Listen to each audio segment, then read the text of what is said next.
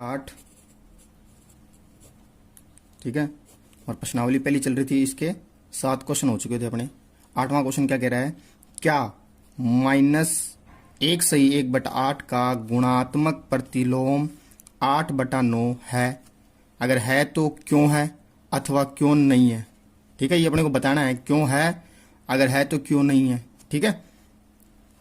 क्या -1/8, ये क्या है, मिश्रित भिन्न है, ठीक है। इसको अपने पहले क्या करते हैं, सही करते हैं इसको, ठीक है, भिन्न में बदलते हैं इसको। तो क्या करेंगे, 8 एकम 8, ठीक है, और एक जोड़ देंगे ऊपर से। ये ऐसे तो करते हैं अभी, 8 एकम 8, उसके बाद ऊपर को जोड़ते हैं तो 8 कितना होगा, 9, 9/8 किसका है भाई, ये माइनस का। अब क्वेश्चन ये है, माइनस का 9/8 का गुणात्मक प्रतिलोम क्या 8/9 है? बताओ भाई, इसका गुणात्मक प्रतिलोम आपने किया हुआ ना, इसका गुणात्मक प्रतिलोम किया था इसका, तो बताइए क्या आएगा इसका, बताओ इसका आंसर, सोचो भाई। -1 से 1/8 यानी -9/8 का गुणात्मक प्रतिलोम क्या आना चाहिए? ये कह रहा है कि 8/9 आना चाहिए, लेकिन अपना क्या आएगा, देखो इसका का गुणात्मक प्रतिलोम क्या हो जाएगा, है उल्टा हो जाएगा। गुणात्मक प्रतिलोम उल्टा होना का, यानी क्या हो जाएगा इसका, 8/9 हो जाएगा, ठीक है। माइनस का 8/9, चाहे माइनस यहां लगाओ चाहे यहां लगाओ, कोई फर्क नहीं, ठीक है, माइनस का हो जाएगा कहने का मतलब। लेकिन ये आंसर में क्या कह रहा है, ये कह रहा है अभी 8/9 आना चाहिए आपका आंसर, तो ठीक है। इसका मतलब क्या हुआ, ये इसका मतलब भाई क्या -1 से 1/8 का गुणात्मक प्रतिलोम 8/9 है? अपने कहेंगे नहीं है। क्यों नहीं है? क्योंकि देखो इसका आंसर तो क्या है, माइनस का 8/9 आ रहा है, लेकिन ये क्या बता रहा है, 8/9, इसलिए क्या आएगा, नहीं होगा, ठीक है, नहीं होगा। अब देखो क्वेश्चन नंबर 9 क्या कह रहा है, क्या 3 से 1/3, पहले क्या करते हैं, इसको भिन्न में बदलते हैं, 3 तिया 9, पहले इन दोनों का गुणा करते हैं, 3 तिया 9 और 1 ऊपर 1 है तो उसको जोड़ देंगे, कितना आ जाएगा, 10 बटा कितना आ जाएगा, 10/3 आ जाएगा। 3 से 1/3 आ गया, 3 तिया 9, 9 और 1 कितना हो, 10, 10/3 का गुणात्मक प्रतिलोम, ठीक है। इसका गुणात्मक प्रतिलोम, इसका गुणात्मक प्रतिलोम कितना होता है, उल्टा हो जाएगा, 3/10, यानी आंसर क्या आएगा, 0.3। क्या सही है ये भाई? ये कह रहा है क्या 3 से 1/3 का गुणात्मक प्रतिलोम 0.3 होता है, इसका मतलब सही है ये। तो क्या आ जाएगा, ये होता है, ठीक है, होता है। क्या होता है, गुणात्मक प्रतिलोम 0.3 होता है, ठीक है। तो क्वेश्चन अपने 9 हो चुके हैं। क्वेश्चन नंबर 10 कर रहे हैं अपने।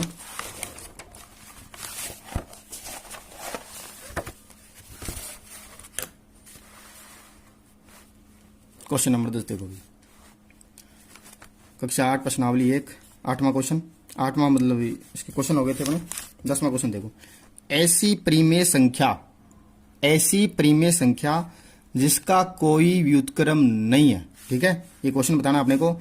ऐसी प्रीमेय संख्या जिसका कोई व्युत्क्रम नहीं है, व्युत्क्रम यानी उल्टा नहीं है, ऐसी संख्या बतानी है। सोचो भी इसका आंसर क्या आएगा, ठीक है, क्या आएगा इसका आंसर?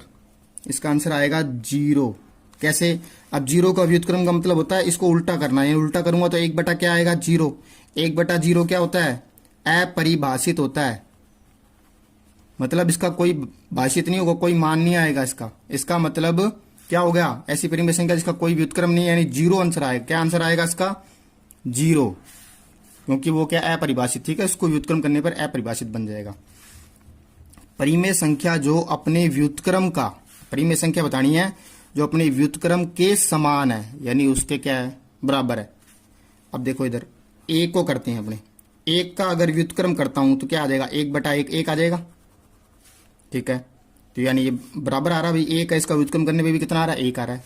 इसी तरीके से -1 है, अगर इसका व्युत्क्रम करता हूं मैं तो क्या आ जाएगा, 1/-1, आंसर क्या आएगा, -1, यानी -1 का व्युत्क्रम क्या आ रहा है, -1, 1 का व्युत्क्रम क्या आ रहा है, 1, इसका मतलब आंसर क्या आएगा, 1 और -1, ठीक है, 1 और -1 अपना आंसर होगा।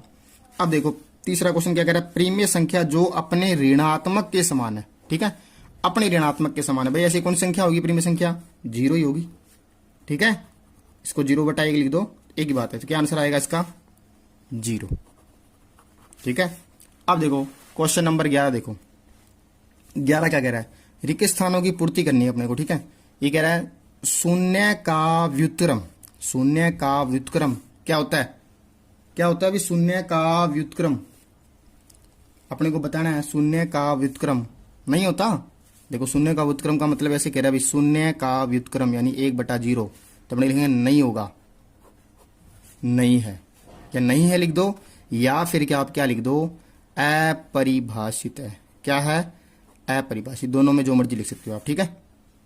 अब देखो इसका क्वेश्चन नंबर 2 क्या कह रहा है, संख्याएं डैश तथा डैश यानी खालिस्तान तथा खालिस्तान स्वयं के व्युत्क्रम होते हैं। अभी किया था अपने क्वेश्चन, एक और क्या है -1 आंसर क्या आएगा, 1 तथा -1 स्वयं के क्या है व्युत्क्रम है। अब देखो -5 का व्युत्क्रम, -5 का व्युत्क्रम का मतलब है इसको उल्टा कर दो, 1/-5, तो क्या आ जाएगा 1/-5, ये आंसर आ जाएगा, ठीक है।